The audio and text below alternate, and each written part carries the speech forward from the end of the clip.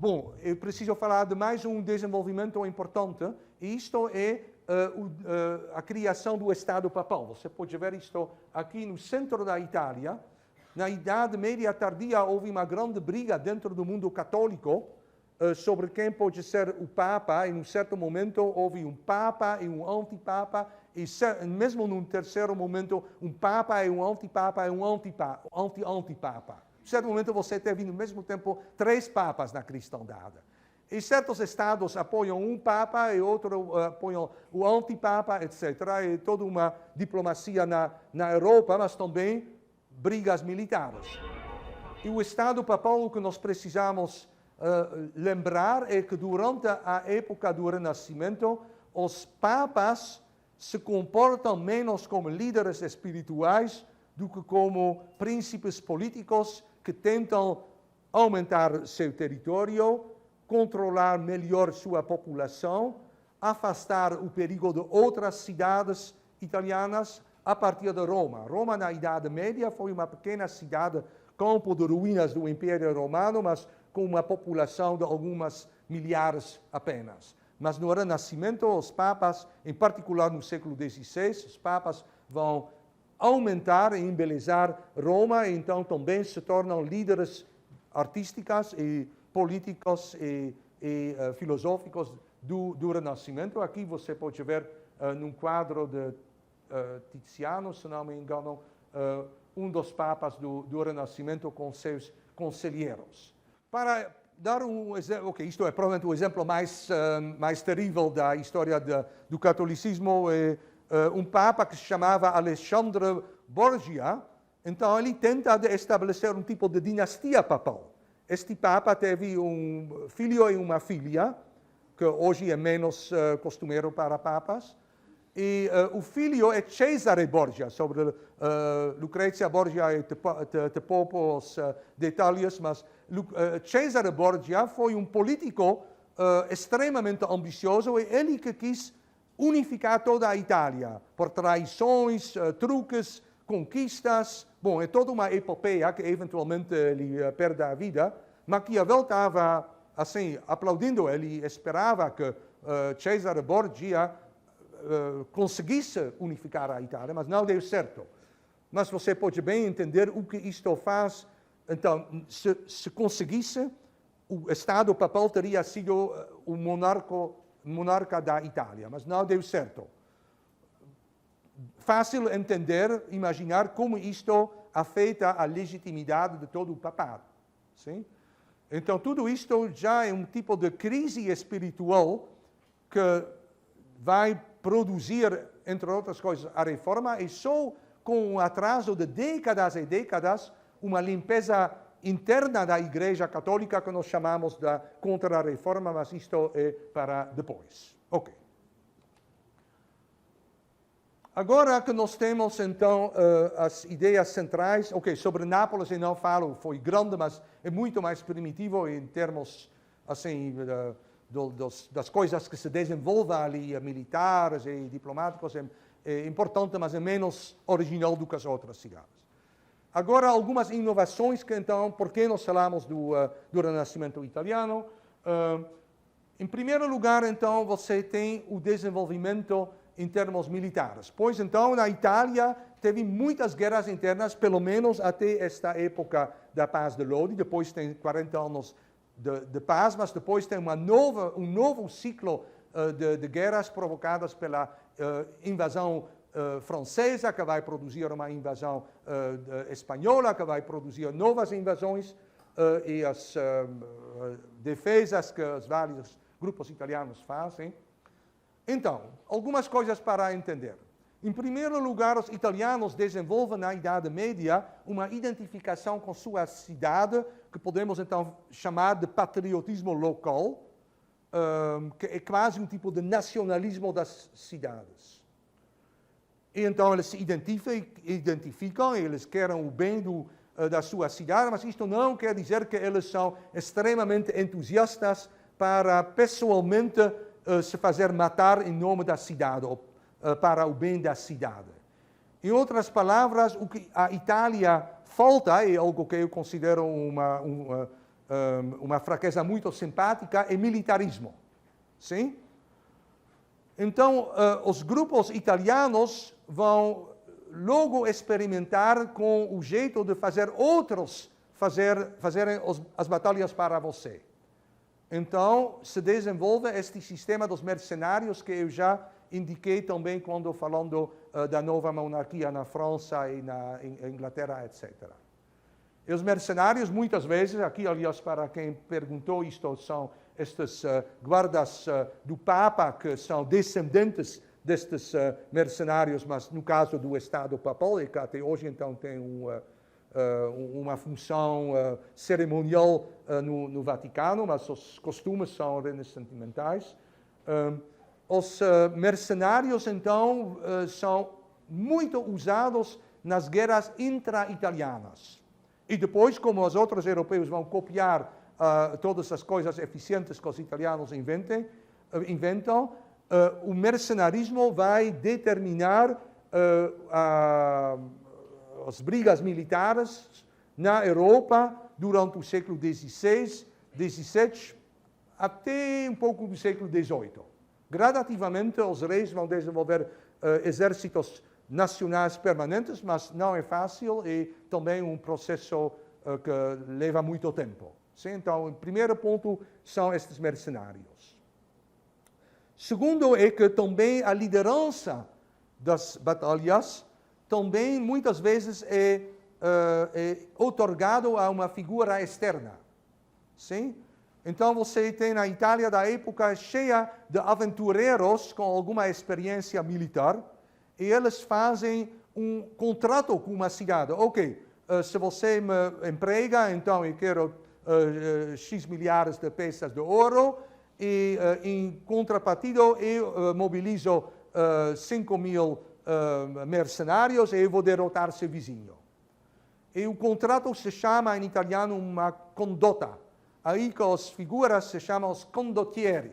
Os condottieri, então, são aventureiros militares que muitas vezes depois se tornam líderes políticos, como acontece. Isto, então, em termos da organização. Em termos tecnológicos, nós falamos destes canhões que acabam com as muralhas das fortalezas medievais. Vocês se lembram estas, que são muralhas verticais, mas não muito espessas, que então são vulneráveis para as balas de canhões. Mas na história o que se chama a arte da guerra, eu nunca realmente considerei isto uma arte, a arte de matar outros seres humanos, ok? Então a arte da guerra tem sempre uma corrida entre a defesa e o ataque, a ofensiva. Então, com o canhão, temporariamente, a ofensiva é mais forte do que a defesa, até se fazer um novo jeito, uma nova invenção que novamente vai fortalecer a defesa e enfraquecer o ataque. E qual é o sistema que se desenvolve? São cidadelas que se chama traço italiano. É uma invenção de arquitetos italianos do Renascimento, que no lugar de fazer, então, se eu faço o plano visto do ar desta fortaleza medieval, poderia ser um quadro com, então, uma muralha bastante fraca. Agora eles vão fazer uma estrela. E no ponto da estrela, você coloca canhões. E o resultado é que, agora, visto então de forma vertical, não mais uma muralha vertical, mas uma muralha vertical que você vai preencher com terra. Então, agora você tem uma figura desta maneira, terra, terra, terra, e aqui você tem pedras. E o resultado disto é que agora o inimigo vem com os canhões, e os canhões, as balas se perdem na terra, e não mais conseguem derrotar a muralha da cidade, da cidadela. Por outro lado, soldados do inimigo vão se aproximar da muralha da cidade e entram, então, entre os pontos da estrela, eles estão em fogo de ambos os lados. Sim? Então, isto vai fortalecer as cidades contra assédios, e o sistema destas cidadelas vai também se expandir para a Europa inteira durante o século XVI, XVII até o século XVIII. Vamos ainda reencontrar. A outra coisa, então, isto sobre o lado militar. Agora, sobre o lado administrativo, também desenvolvimentos interessantes no Renascimento italiano. Você tem algo que podemos chamar a evolução de uma esfera civil, uma esfera pública. Quer dizer, os líderes da cidade vão desenvolver, assim, as duras penas, eles precisam para se manter, maneiras para obter um controle melhor da população. Então, por exemplo, eles vão fazer um censo. Nós temos as primeiras estatísticas confiáveis destas cidades italianas. Quem estamos dentro da cidade, nomes, quando nasceu, quando morreu, quantas pessoas temos, quem pode eventualmente entrar no serviço do nosso Estado, qual é a riqueza de cada casa, quanto podemos fazer impostos, arrecadar impostos, etc. Você tem, então, algo como um sistema para prever quanto vamos gastar e quanto vamos receber, o que nós chamamos um orçamento. Sim? Um sistema de prever dívidas. Quem pode nos emprestar? Obviamente, aqui é interessante que os líderes das cidades muitas vezes são empresários. Sim? Então, eles já têm toda esta experiência de sua empresa. Eles vão transplantar a maneira de gerenciar uma empresa para gerenciar uma cidade e um Estado. Então, desta maneira, você também tem algo que depois vai ser adoptado pela França, pela Inglaterra. Tudo isto, obviamente, é fundamental para o Estado moderno. Vem da Itália do Renascimento. E, finalmente, nós temos algo que, para vocês, futuros internacionalistas, obviamente, é absolutamente fundamental, e isto é o desenvolvimento da diplomacia moderna. E a diplomacia moderna se desenvolve pelo fato que as cidades estão perto umas das outras e então desenvolve um sistema de comunicação permanente. E esta comunicação permanente entre líderes, entre governos, é algo que antes não existia desta maneira na Europa. Eles vão desenvolver algo que se chama embaixadores. Embaixadores vem da palavra embaixada. Novamente, se você pensa numa embaixada, você pensa provavelmente numa pequena casa com a bandeira brasileira flutuando e ali mora o embaixador, ele está ali basicamente o tempo inteiro, se ele não é para alguma negociação ou para algum baile. Mas, na Idade Média, isto é um sistema renascentista, pois no Renascimento foi a primeira vez que cada Estado que pode pagar e que tem os meios e a ambição vai colocar um agente permanente para representar ele no outro Estado. Na Idade Média, uma embaixada já existia, mas foi algo totalmente diferente. O que foi uma embaixada na Idade Média? Digamos, o rei da França está numa guerra com o rei da Inglaterra e agora eles querem fazer uma negociação. Então, o rei da França equipa todo um cerimonial grupo de cavaleiros com bandeiras e com cavalos e com várias simbologias. Liderança deste grupo é, digamos, o primo do rei. E ele diz, ok, agora você vai fazer uma embaixada para meu primo com quem eu estou brigando, o rei da Inglaterra em Londres. Então, o filho do rei lidera esta embaixada, que é uma viagem de todo um grupo de cavaleiros, muito devagar, que vão de Paris, em cada cidade onde eles estão chegando, eles fazem um tornamento e vários cerimoniais para incentivar a autoridade e o prestígio do rei que eles representam. Eventualmente, eles embarcam através do Canal da Mancha E, bom, até eles chegaram a Londres 3 ou 4 semanas passaram, e então nosso filho do rei, o embaixador, vai agora falar com o rei da Inglaterra, mas antes eles também fazem algumas festas e banquetes e várias outras coisas para fazer impressão sobre os hóspedes, respectivamente os anfitriões. Depois, finalmente eles falam e depois o filho volta para Paris também fazendo dezenas de stops intermediários com várias cerimônias e semanas, se não meses depois, ele volta para Paris. Ok, seu primo, o rei da Inglaterra, diz ABC, e, etc. Então, isto não é uma maneira muito eficaz para fazer a diplomacia, mas na Idade Média o sistema ainda não foi inventado. Então, na Itália renascimental, você tem uma interação muito mais intensiva entre cidades muito mais perto umas das outras e com coisas muito mais urgentes para evitar, digamos, uma nova batalha. Então, eles desenvolvem um sistema onde o Estado, pelo menos Veneza faz isto, o Estado Papal faz isto, Florença faz isto, onde eles vão usar agentes. E isto se faz por duas maneiras.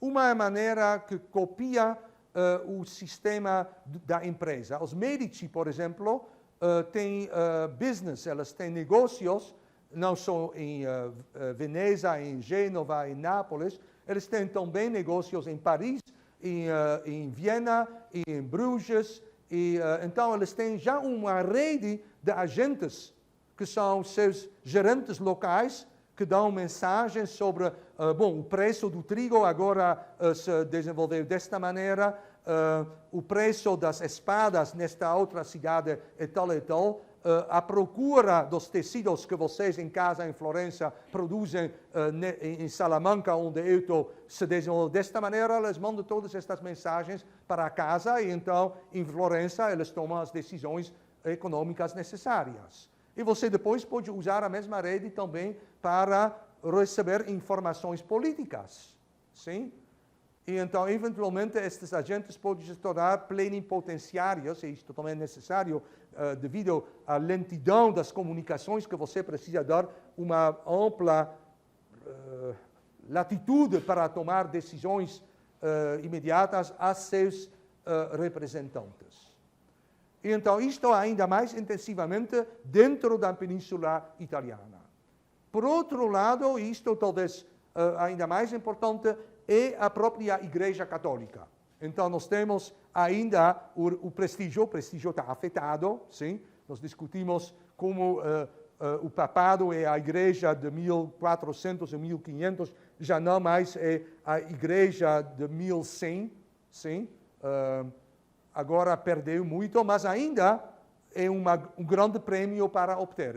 Roma é ainda o centro do começo iniciante diplomacia internacional.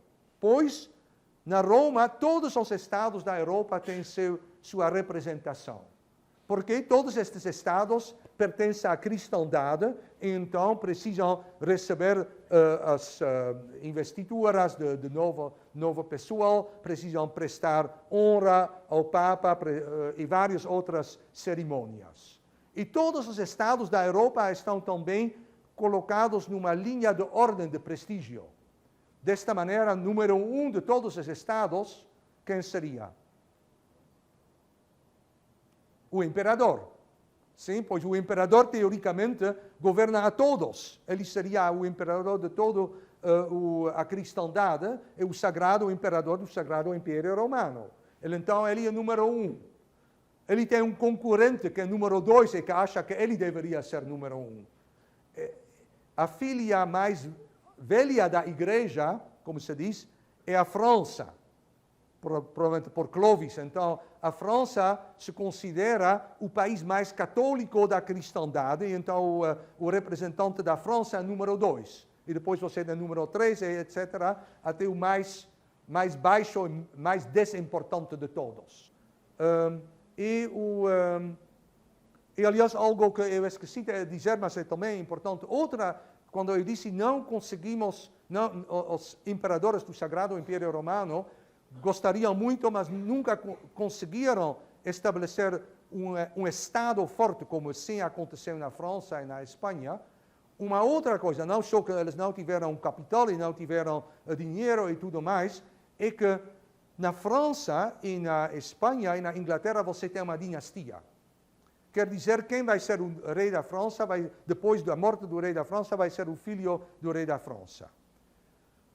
No Império isto não é o caso, pois ali o que se estabelece é o que se chama uma monarquia eletiva. Então você tem vários destes duques e barões mais poderosos, e eles obtêm o direito, após a morte do imperador, eleger um novo imperador. Ora, então, não tem uma dinastia, tem várias dinastias destes condados e ducados, etc., mas não tem uma dinastia imperial. Então, agora o imperador morreu. Tem eleição de novo imperador entre os chamados eleitores. Os príncipes eleitores, são 7, depois são 9. O que acontece? Politicagem. Tem 3 candidatos. Um candidato diz, bom, se você me elege a mim imperador, eu vou te dar tais e tais extra autonomias, além das liberdades que você já tem. Outro candidato tenta de prometer ainda mais.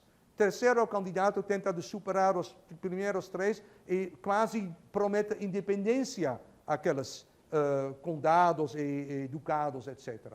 Qual é o resultado? Os eleitores elegem aquele candidato que prometeu mais autonomia a eles, os eleitores. E o resultado neto é que a força do império se fragmenta e a força das partes do império se torna cada vez maior.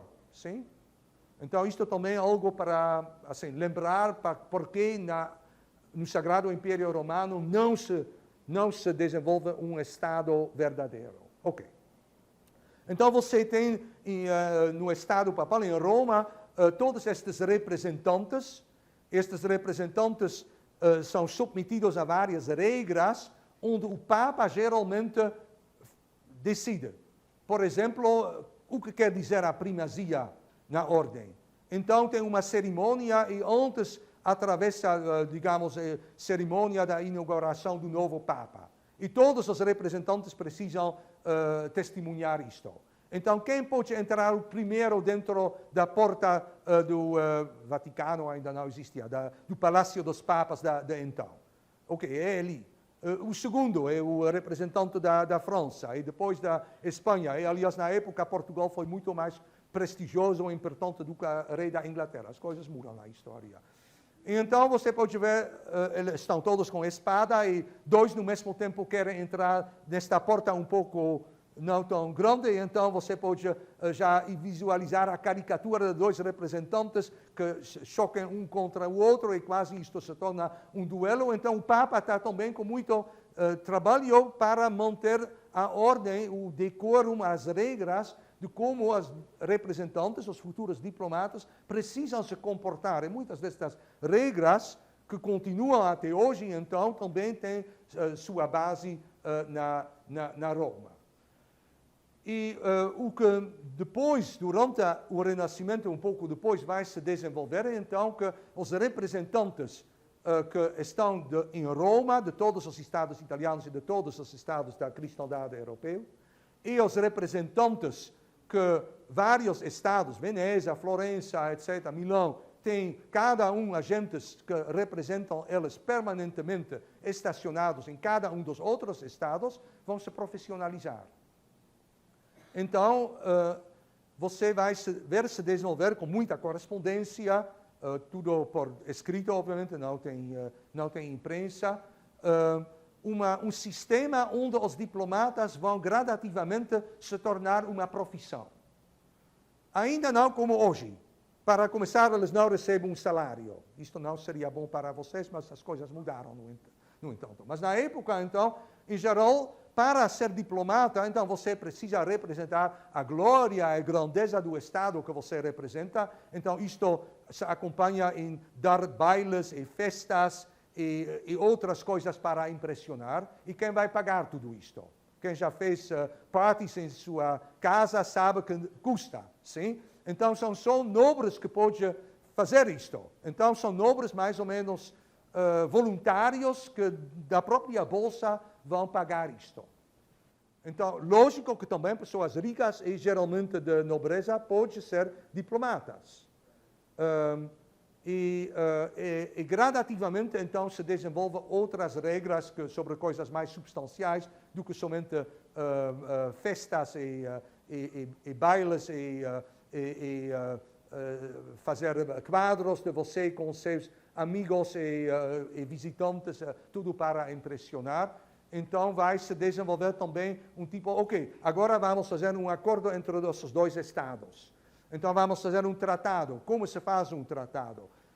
Vamos para um certo tipo de padronização. Eu não entro aqui nos detalhes, mas tudo isto, então, depois vai ser adoptado por outros estados europeus. Agora, então, nós estamos mais ou menos no fim da discussão do Renascimento, e com um pouco de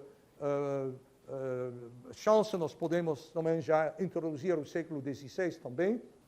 A diplomacia, como nós conhecemos hoje, tem obviamente exemplos na antiguidade, mas o sistema como existe hoje deriva do modelo italiano do Renascimento. E depois, no século XVI, gradativamente vai ser adotado pelo rei da Espanha, pela rainha da Inglaterra, pelo imperador do Sagrado Império Romano, pelo rei da França, etc., etc. E por muito tempo também vai ser italiano a língua da diplomacia. No século XVI é italiano a língua da diplomacia. E aqui você pode ver um famoso quadro que é de um período um pouco posterior, meados do século XVI, de um pintor alemão, mas radicado na Inglaterra, que se chama Hans Holbein, e ele faz aqui o retrato de dois embaixadores ingleses, e nós conhecemos até os nomes. E não posso te dar os nomes, mas eles são conhecidos. E então o quadro mostra ali como os diplomatas da época se representam, e você pode ver que a ideia de todos os diplomatas em traje muito escuro, etc., absolutamente não existia na época. Pelo contrário, os vestimentos foram todos feitos para impressionar. E o bom diplomata, não só que ele conhece muitas línguas, e ele é esperto em politicagens, ele conhece todas as fofocas do último dia de toda a Europa, como também ele sabe tocar vários instrumentos, senão já também compor algumas musiquinhas, ele pode recitar poemas, ele conhece um pouco de astronomia e de matemática e tudo mais. E então é uma boa vida, só que o pintor da época coloca no quadro algo para lembrar que tudo isto é deste mundo e que o que é mais importante é que vem após a morte. Então, também não perca a religião. E como ele faz isto? Se você olha para esta coisa esquisita em frente do quadro, tem nada a ver com relações internacionais, mas é interessante mesmo assim, provavelmente você não pode reconhecer. Mas se você está aqui e olha desta maneira, em grande quadro, você pode ver um crânio. Então, memento mori, como se diz em latim, uma lembrança da morte, que os pintores da época foram assim muito espertos, estavam na moda no século XVI, XVII, de colocar, de esconder dentro dos quadros vários símbolos, mas os contemporâneos sabiam ler isto e entender então a mensagem dentro da mensagem oficial do quadro.